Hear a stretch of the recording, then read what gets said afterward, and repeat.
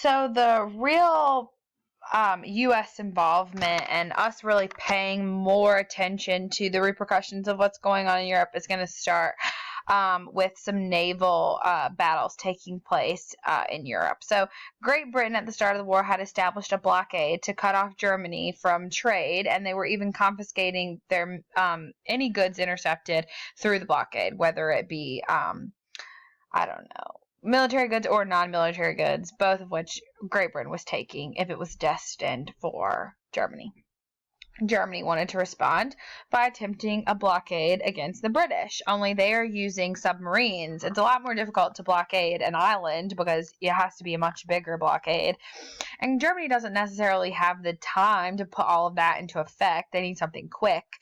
So they can use U-boats to sort of put a semi-blockade into effect because it won't be really as seen. Because we do have some radar technology at this point, but it's not really, I don't know, it's just not very good.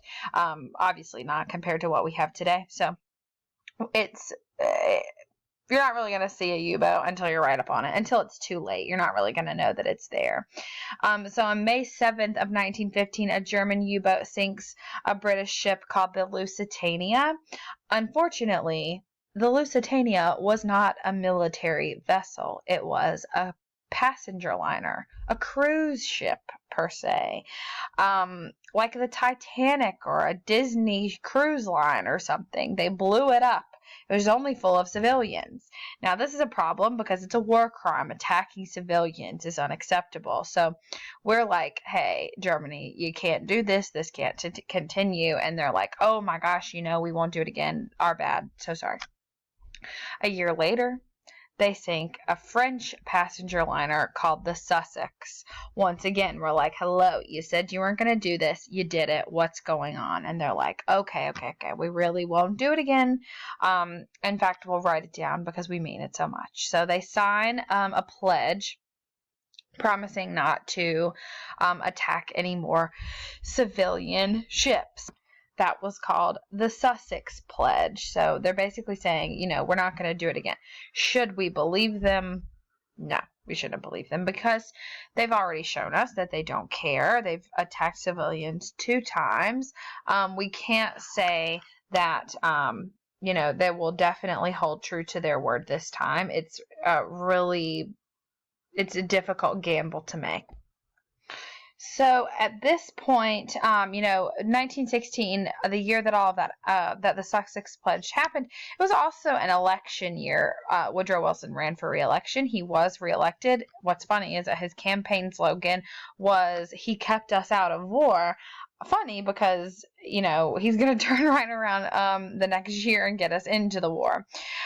So this starts us really finding no way but to get involved. Starts right immediately in 1917 in January.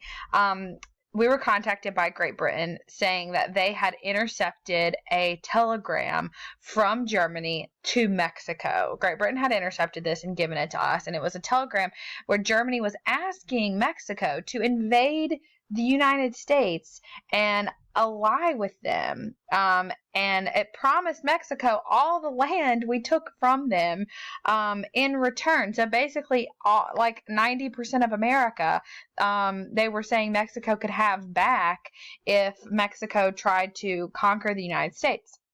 Now, there's some questions with this telegram. Couldn't the British have faked it, trying to get us to enter the war on their side? Yes.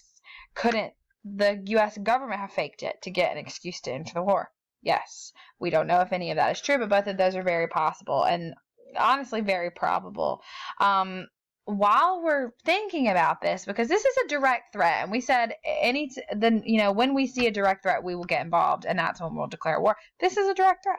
So this is really enough to declare war, but we're still not sure. We don't want to commit too quickly. But then right when we are trying to make a decision in April, not Great Britain, but Germany announces that they are throwing out the Sussex Pledge and they are going to begin practicing unrestricted submarine warfare.